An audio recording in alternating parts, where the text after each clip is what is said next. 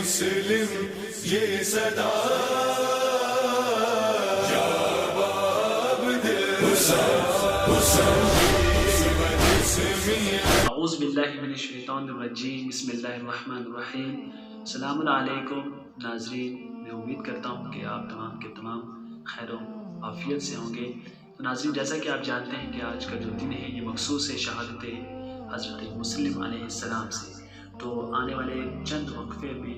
آپ کو یہی بتاؤں گا کہ جناب مسلم علیہ السلام کس طرح کوفہ میں گئے اور کس طرح سے وہاں پر ان کی شہادت انجام پائی۔ تو ناظرین، جیسا کہ آپ جانتے ہیں کہ جناب مسلم علیہ السلام 9 ذی الحجہ 60 ہجری میں ان کی شہادت واقع ہوئی، اور جناب مسلم علیہ السلام جناب عقیل کے بیٹے اور مولا کائنات کے چاچا زاد بھائی تھے۔ اور جناب مسلم علیہ السلام کے جو مشہور لقب ہے، یعنی ان کا جو القاب ہے وہ یہ ہے کہ سفیر حسین اور غریب کوفہ۔ جناب مسلم علیہ السلام اور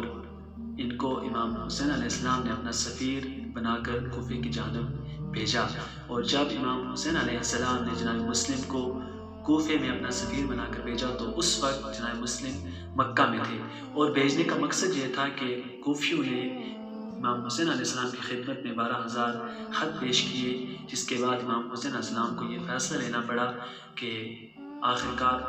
کوفے کے حالات کیسے ہیں۔ ان حالات کا جائزہ لینے کے لیے امام علیہ مقام نے جناب مسلم کو اپنے سفیر کے طور پر کوفے کی جانب بھیجا۔ اور ناظرین، جب جناب مسلم علیہ السلام کوفے کے اندر داخل ہوتے ہیں تو بہت سارے لوگوں نے ان کو خوش آمدید کہا، اور مولا امام حسین علیہ السلام کی طرف سے ان کے ہاتھوں پر بیعت کی۔ یہاں تک کہ تاریخ کہتی ہے کہ جب جناب مسلم علیہ السلام کوفے کے اندر داخل ہوئے تو کم سے کم 30,000 لوگوں نے ان کے ہاتھوں پر بیعت کی۔ اور جب یہ خبر یزید ملعون کو دمشق میں پہنچی تو اس وقت جو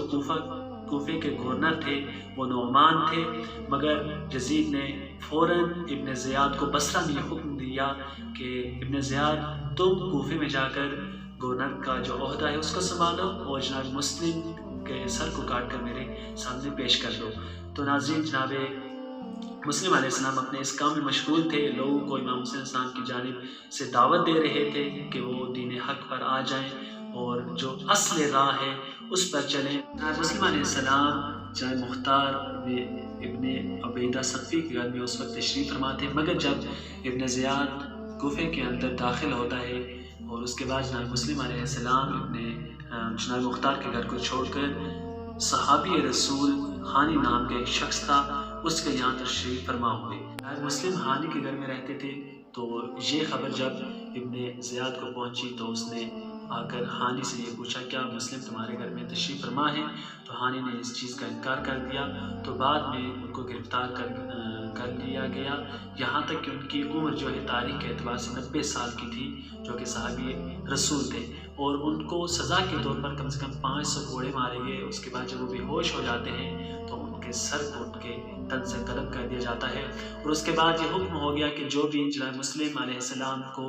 کے سر کو ہمارے سامنے پیش کرے گا تو ہم اس کو انعام سے نوازیں گے۔ تو اس کے بعد جناب مسلم علیہ السلام نے کئی دنوں تک کوفے کی گلیوں میں رہے، اور یہاں تک کہ آخرکار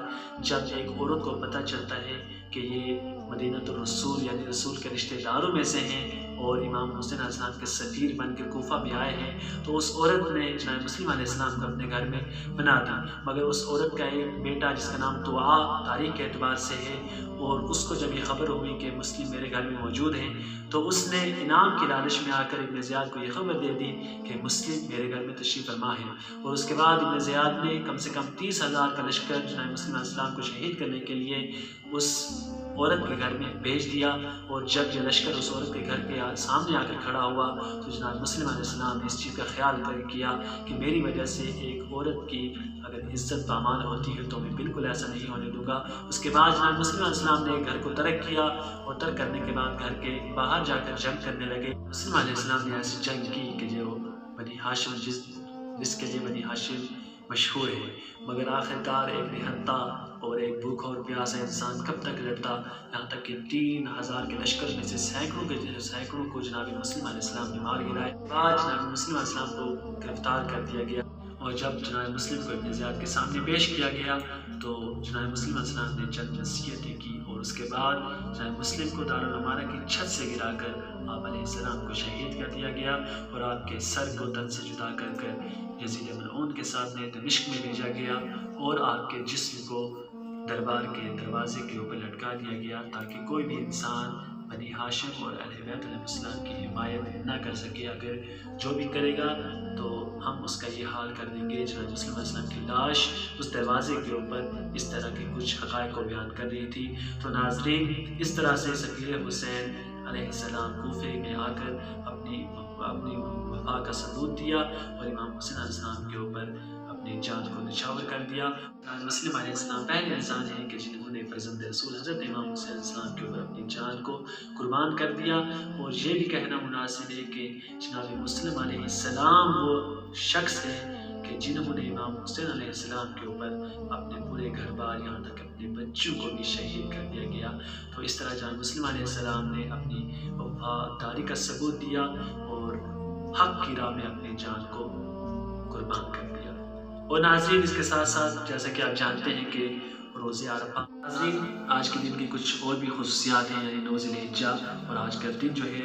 اس کو روز عرفہ کہا جاتا ہے. اور اس دن کے کچھ اعمال ہیں کہ جو بہت ہی زیادہ ثواب کے حامل ہیں، اور ان میں سے زیارت امام حسین علیہ السلام، دعائے عرفہ، اور اس کے بعد غسل اور استغفار وغیرہ جو بہت ہی زیادہ فضیلت کے حامل ہیں. ناظرین، میں آپ لوگوں کے سامنے دعائے عرفہ میں سے امام حسین السلام کا ایک بہت ہی نہایت اور خوبصورت جملہ پیش کرنا چاہتا ہوں کہ امام حسین علیہ السلام نے فرمایا کہ ماذا وجد من فقدک ومن الذی فقد من وجدک. یہ میرے خدا، اس نے کیا پایا کہ جس نے تمہیں کھویا، اور اس نے کیا کھویا کہ جس نے تمہیں پا لیا. یعنی اس کی تفصیل اس طرح سے ہوگی، یہ خدا کہ وہ انسان کے جس نے دنیا میں ہر چیز حاصل کی، عیش و آرام اور عشرت کی زندگی حاصل کی، مگر تیری خوشی اور تیری خوشنودی جس چیز میں نہیں تھی اور وہ حاصل نہیں کر پایا، تو آخر اس انسان کے پاس کیا ہے. مگر جس انسان نے دنیا میں کچھ حاصل نہیں کیا، اس کو دولت نہیں ملی، اقتصادی حالت اس کی صحیح نہیں تھی، مگر